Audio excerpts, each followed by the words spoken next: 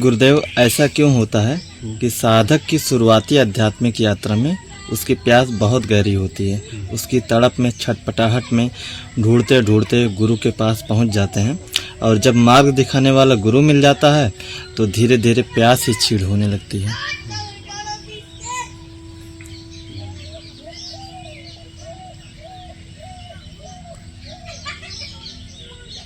किसी भी ऐसी चीज़, ऐसी वस्तु जो आप प्राप्त नहीं कर सकते हो, जो आपको प्राप्त नहीं है सहज, और जो छुपी हुई है, जो प्रकट नहीं है, उसका आकर्षण सदैव से रहा है, सदैव से रहेगा।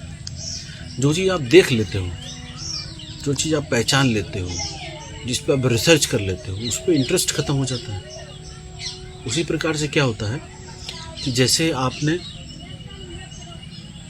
ईश्वर मार्ग पे चलने का आपको भीतर से आया, तो जैसे मैंने कैटेगरी बताई, भिन्न प्रकार की कैटेगरी, जो अच्छा वाला होगा वो तो लौटता पिटता मरता पिटता जो है उस तक पहुंच जाएगा, उसके लिए बारे में बात नहीं करेंगे, क्योंकि ये प्रश्न उसके लिए है ही नहीं। ये प्रश्न उन लोगों के लिए है जो कन्फ्यूज़न वाले साधक हैं, जिनको लगता है अभी माया करें अभी ईश्वर करें, अभी माया करें अभी ईश्वर करें। ठीक है, जो ऐसे कन्फ्यूज़न वाले, ये प्रश्न एक्चुअली उनका वाला है। ठीक है ना। तो वो जो लोग इस मार्ग पे आ रहे हैं, फर्जी साधक बोल देते हैं, तो जो फर्जी साधक इस मार्ग पे आते हैं, जिनको शक्ति चाहिए होती है, जिनको सिद्धि चाहिए होती है, जिनको गुरुजी चाहिए होता है, ठीक है, उससे कोई लेना देना नहीं। तो उसमें तो बहुत सारे कष्ट है ना, बहुत ज़्यादा मैं तोड़ना पड़ेगा। तो जो इस प्रकार के साधक होते हैं, फर्जी वाले, लॉजिकल वाले, प्रश्नोत्तर वाले, वो उनके साथ क्या पीड़ा हो जाती है लोग जी, कि वो जानना चाह रहे होते हैं, वो समझना चाह रहे होते हैं, वो देखना चाह रहे होते हैं, वो फाड़ फाड़ के मेढक को पूरा फाड़ के देखना चाहते हैं, कहाँ पे आंत है, कहाँ पे पेट है। ठीक है, वो हर चीज़ जानना चाह रहे होते हैं। अच्छा, होता क्या है, वो आ रहे होते हैं छद्म प्यास से। उस छद्म प्यास में वो जब आ रहे होते हैं सही जगह, नकली जगह जाएंगे तो उनको बड़ा मज़ा आएगा, उनकी प्यास कुछ नहीं बुझेगी, उनकी प्यास बढ़िया बरकरार रहेगी, फर्जी वाली प्यास, क्योंकि वही डांस हो रहा है, वही लड़कियों के साथ नाचने का मौका मिल रहा है, ठीक है, वही रिलेशनशिप बनाने का मौका मिल रहा है, वही गांजा चल रहा है, वही गुरुजी कह रहे हैं कि ठीक है, जो बस्ती करो, 1 घंटे सुबह ध्यान करो, शाम को भजन करो, खूब खाओ पियो, खूब मौज करो। तो ऐसे लोगों को ऐसी आश्रम, ऐसे गुरु चाहिए होते हैं। उसमें हो सकता है कोई एक आध अच्छा हो जो उसको भी जांचना परखना चाह रहा हो, लेकिन अधिकतर नहीं पाया जाता है। तो ऐसे साधक जो भ्रम में रहने वाले साधक हैं, जिनको कोई भी कुछ भी आके बोल देगा तो फुसला के ले जाएगा, तो गुरु पे अविश्वास करने वाले, अपने इष्ट पर अविश्वास करने वाले, साधना मार्ग पे, ईश्वर मार्ग पे, मुक्ति मार्ग पे कोई भी जिनका इंटरेस्ट नहीं है, सिर्फ क्षणिक है, कुछ समय के लिए है, ऐसे साधक जब इस मार्ग पर उतरते हैं और जब ढूंढते हैं किसी, और इत्तेफाक से किसी संस्कार के कारण कोई अच्छा गुरु मिल जाता है, कोई सदगुरु मिल जाता है, तो उस समय क्या होता है कि वो साधक देखता है कि मेरे को यहाँ मौज मस्ती नहीं मिल रही है, मेरे को यहाँ अहंकार पुष्ट नहीं हो रहा है, मेरी बदतमीजियों को यहाँ काटा जा रहा है, डांटा जा रहा है, मारा जा रहा है, मुझे अय्यासी नहीं करने दे रहे, मुझे दूसरे पे दंभ नहीं सिद्ध करने दे रहे। तो ऐसी स्थिति में उसको तकलीफ़ होना शुरू हो जाती है, क्योंकि वो सोच के आया था कि जैसा वो है वैसा ही रहेगा। अब वैसा तो रह नहीं सकता किसी सदगुरु के सानिध्य में। तो सदगुरु तो कहेगा कि भाई ये पेड़ रहा, पेड़ से मित्रता करो, पेड़ के पास बैठ जाओ। फर्जी वाला कहेगा भाई ये क्या हुआ यार, मैं तो सोच रहा था ध्यान बड़ा आनंद है, मैं तो साला पेड़ में कीड़े हैं यार, मक्खी मच्छर सब आ रहे हैं यार, बड़ा कष्ट हो रहा है। तो फर्जी टाइप निकला जगह यार, बोलेगा नहीं, अंदर अंदर उसके चलेगी ऐसी भावनाएं, विचार में भी नहीं आ रही होंगी, ऐसी भावनाएं चल रही होंगी, कष्ट हो रहा होगा उसको, बड़ा अजीब सा लग रहा हो कि यार गलत जगह आ गए क्या। फिर क्या होगा, फिर जो सदगुरु है उसको तो अपना अलग ढंग होगा भैया, वो अपने ढंग से बताएगा, जिसको वो कॉपी नहीं कर पाएगा, जिसको वो समझ नहीं पाएगा, जिसको वो भेद नहीं पाएगा, तो वो क्या गुरुजी के पास बैठना चाहेगा, प्रश्नोत्तर करेगा कि प्रश्नोत्तर में देखिए क्या स्टाइल है, कैसे बैठ रहे हैं, कैसे कपड़े पहन रहे हैं, तिलक लगा रहे हैं नहीं लगा रहे हैं, भस्म लगा रहे हैं नहीं लगा रहे हैं, साधना कर रहे हैं, पूजा कर रहे हैं नहीं कर रहे हैं, आरती में है नहीं है, कितनी देर आश्रम में, कितनी देर आश्रम से बाहर, बहुत सारी चीज़ों को वो जांच परख करेगा। फिर वो आश्रम में रहने वाले साधकों की जांच परख करेगा, उनके भीतर से कुछ ना कुछ रहस्य निकलवाएगा, क्या वो उधेड़ेगा वो निकालेगा, वो काट पीट करेगा, क्योंकि उसकी आदत वही है ना कि भैया पेड़ के पास बैठने के लिए बोला है तो पहले बताइए पेड़ कितना पुराना है, पेड़ मेरे से कैसे बात करेगा, पेड़ की सिद्धि कैसे होती है, पेड़ के ऊपर कैसे सिद्ध करें, नीचे कैसे करें, पेड़ कितना गहरा है, कितना पुराना है, कौन सा वृक्ष है, कौन सा ब्रीड है, वो इन सब चीज़ों पे लगा रहेगा। जो गुरु ने कहा कि पेड़ के पास बैठो, बात खत्म हो जानी चाहिए थी वहाँ पे, उस साधक को समझ में नहीं आएगी। हाँ, जो विरले साधक हैं, अच्छे साधक, उनको समझ में आ जाती बात। तो ये तो फर्जी साधकों के लिए प्रश्न है। तो जो फर्जी साधक हैं वो ऐसे करेंगे, फाड़ फाड़ के देखेंगे, नोच नोच के देखेंगे, निकाल निकाल के देखेंगे क्या है। अब क्योंकि बुद्धि उसकी वैसी है तो उसमें से कुछ ना कुछ तो निश्चित रूप से उसकी बुद्धि संतुष्ट हो जाएगी, क्योंकि उसका अहंकार चाहता ही यही है कि मेरे से बड़ा कोई नहीं है। मैं आया तो हूँ गुरु के पास, लेकिन गुरु का कोई ऐसी चीज़ निकाल लूँ जिससे मैं उसको नीचे दिखा सकूँ। तो वो क्या करेगा, आप तो अखंड ब्रह्मचारी है ही नहीं, मैं तो लंगोट वाला व्यक्ति हूँ। आप तो प्रवचन करते हैं, संस्कृत में तो करते नहीं, मैं तो संस्कृत एकदम धारा प्रभाव। सॉरी समोसा। मैं तो जो है संस्कृत धारा प्रभाव बोलता हूँ। मैं तो यार हमेशा भगवे में रहता हूँ। गुरु जी तो कभी पैंट में, कभी जीन्स में, कभी निक्कर में, कभी नग्न होके कैसे भी रह रहे हैं। हमसे कह रहे चला भगवा पहनो, ये जो है दो बात करते हैं यार, ये ठीक नहीं है। अब पकड़ में आ रही बात, अब चालाक आदमी है। फिर उसके बाद हम गुरु जी से प्रश्नोत्तर करेंगे, प्रश्नोत्तर कर रहे हैं भी हैं। अब बुलवाओगे तो बोलने में माया ही है ना, तो उस माया के शब्दों में बहुत सारे शब्द ऐसे होंगे जो सिर्फ समझाने के लिए होंगे, लेकिन उसका लिटरल मीनिंग नहीं यूज़ करना होता है, तो समझाने के लिए होंगे। तो उन शब्दों को पकड़ लेगा। फिर गुरुजी को हमने एक मटकी दान करी तो गुरुजी ने बड़ी तारीफ़ करी। गुरुजी को हमने 1 रुपया दान करा, गुरुजी ने बड़ी तारीफ़ करी। गुरुजी ने तारीफ़ इसलिए करी कि तुम्हें जो है अहंकार को और जन्मा दे, क्योंकि तुम ले ही इसे लेके आए हो कि तुम्हारा अहंकार है। गुरुजी प्रसन्न हो जाएं। गुरुजी प्रसन्न होते साधना से, गुरुजी प्रसन्न होते तुम्हारे पाप क्षय से, गुरुजी प्रसन्न होते तो मुक्ति की यात्रा पे। तुम ले आए मटकी, मटकी को कोई ज़रूरत नहीं, गुरुजी तुम ले आए 1 रुपया, चद्दर उड़ा दी, तिलक कर दिया, तुम वो चीज़ ले आए जिस चीज़ की गुरु को आवश्यकता ही नहीं है शिष्य के संबंध में। अब क्योंकि तुम ऐसे व्यक्ति हो कि तुम यही कर सकते हो, तो गुरुजी तुमको उसी में ही देखेंगे, कहेंगे वेरी गुड, बहुत बढ़िया, सुंदर चांदी की मटकी, सोने की मटकी लिया है, बहुत बढ़िया, बढ़िया साधक है देखो यार। तो वो और चौड़ा हो जाएगा, अब मैं गुरुजी के लिए और करूँगा, अब मैं हीरे की मटकी बनवाऊँगा, हीरे की मटकी बनवाऊँगा। तो क्या होगा, धीरे धीरे धीरे धीरे वो मौका दे रहा है उसको अहंकार को देखने का, लेकिन उसको वो एक तरीके से भगाना भी चाह रहा है, विदा भी करना चाह रहा है, क्योंकि उसका कोई यहाँ कार्य नहीं। वो जिस चीज़ को मध्य में रख के आया है वो चीज़ उसको यहाँ मिलेगी भी नहीं। तो वो उस साधक के लिए ऐसी परिस्थिति बनाता है कि उस साधक को देखने का अवसर मिले, लेकिन क्योंकि दृष्टि वैसी नहीं है, देखेगा भी नहीं, देखेगा पागलपंती वाली चीज़ें। तो उसमें क्या होता है कि वो साधक फिर धीरे धीरे धीरे धीरे उस भ्रम में पड़ के इतना कंफ्यूज होता है कि उसको फिर गुरु को गाली देनी पड़ जाती है। तो क्या करेगा, जब तक मैं गुरुजी आपको सोने की मटकी दे रहा था, चांदी की मटकी दे रहा था, तब तक तो बढ़िया था, अब मैं नहीं दे रहा हूँ तो अब मेरी बुराई हो रही है।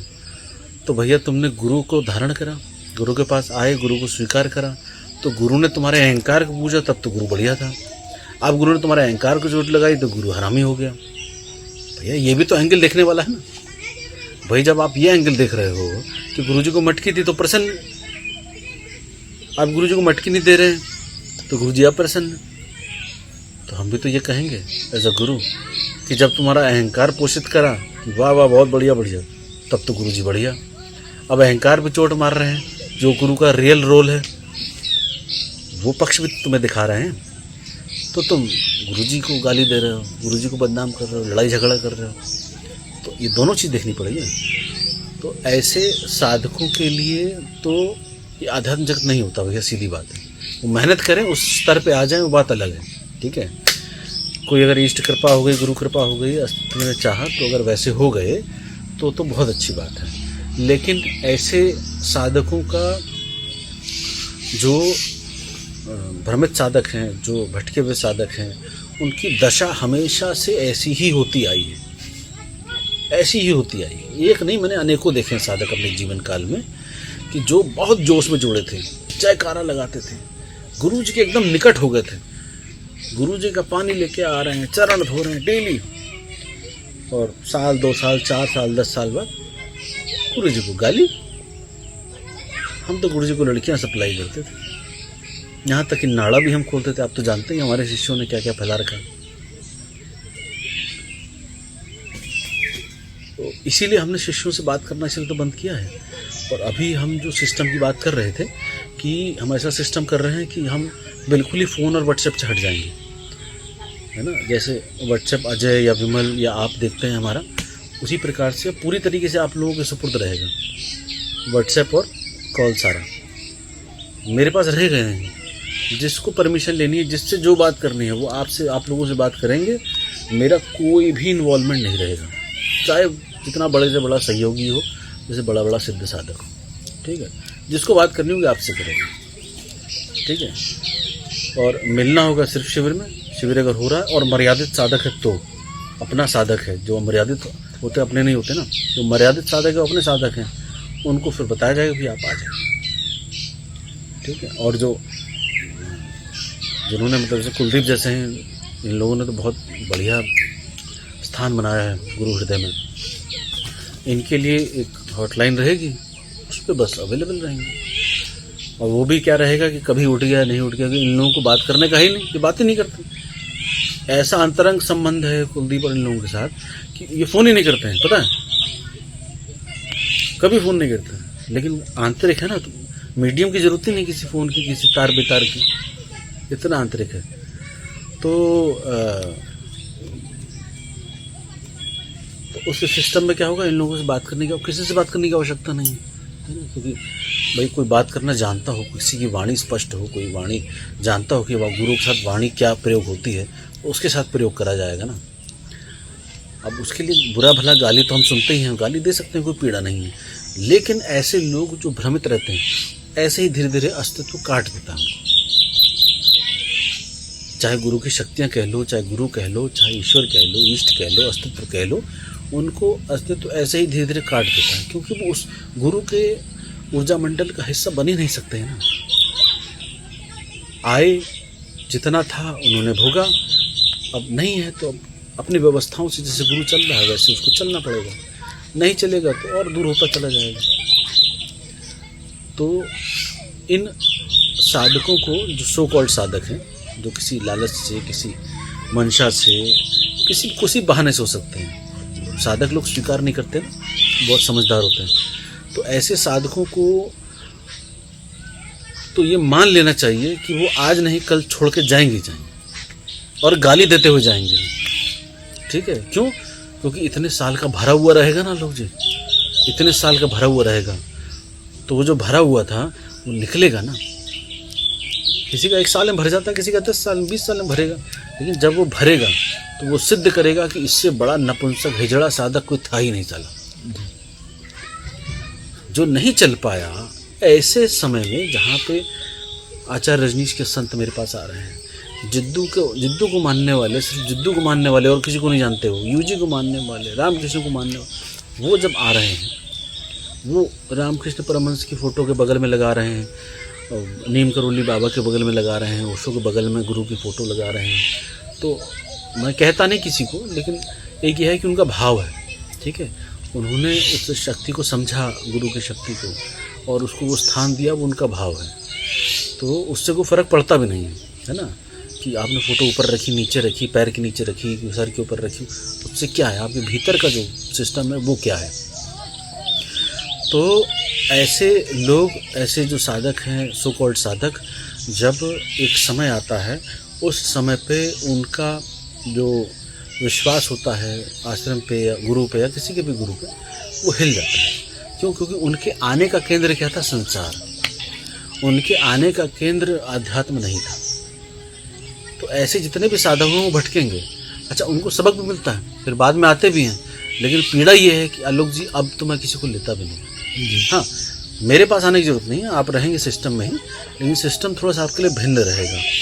आपको साधना करनी ना, गुरु और शिष्य का क्या है, साधना। आप साधना लीजिए, आपको मैसेज आ जाएगा, साधना मिल जाएगी। समझना है वीडियो पे या कहीं मैसेज के माध्यम से समझा दिया जाएगा।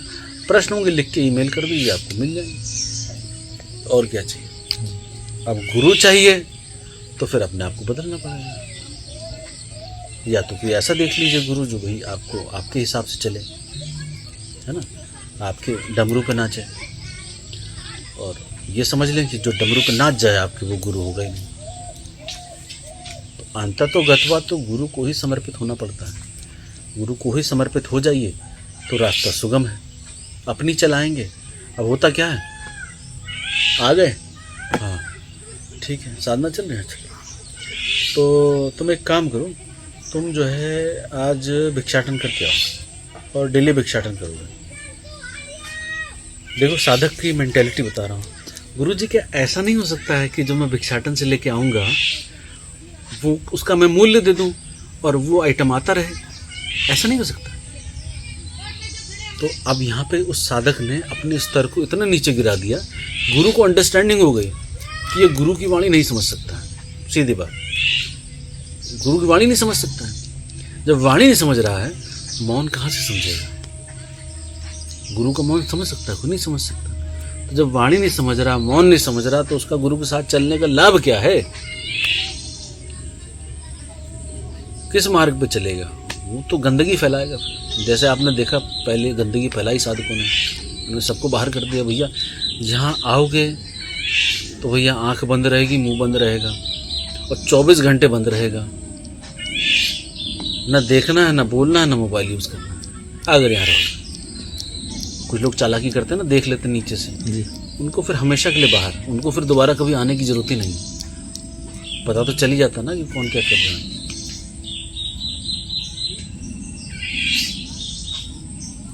तो ऐसे साधक इसलिए ऐसा करते हैं क्योंकि वो उस तरीके के साधक होते ही नहीं जिनको कहीं पहुंचना होता है।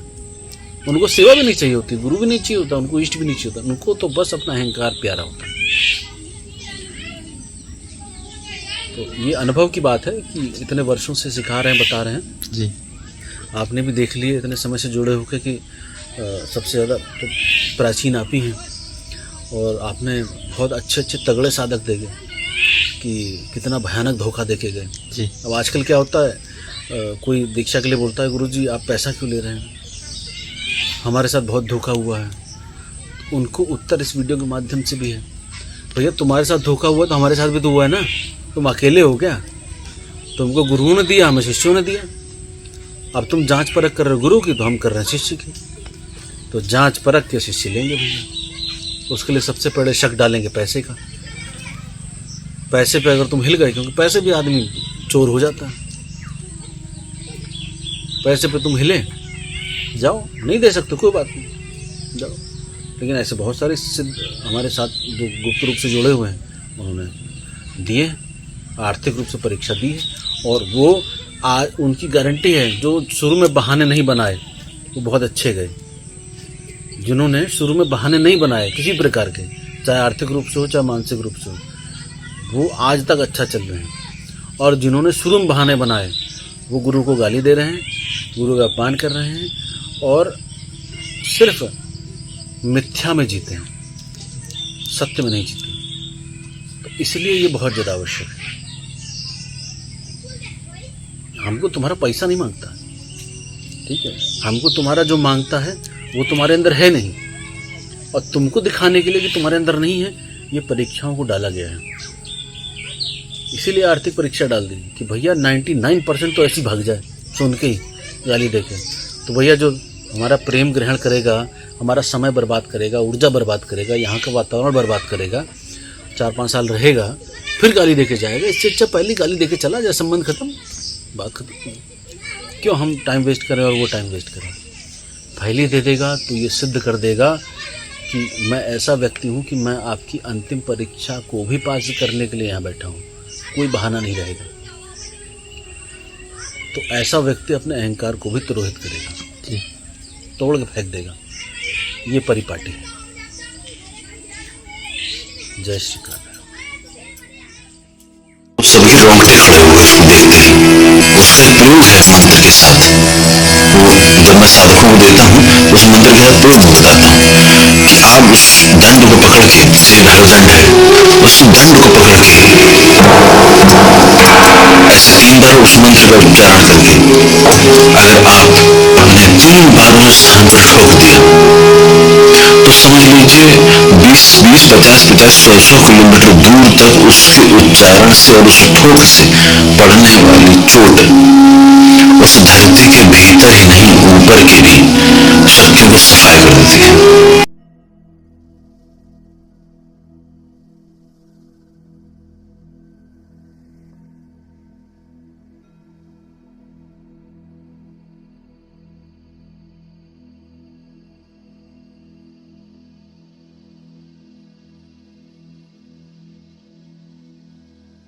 To talk to Gurudev Ji, open Google Play Store. Now search Call-Me4 application and download it.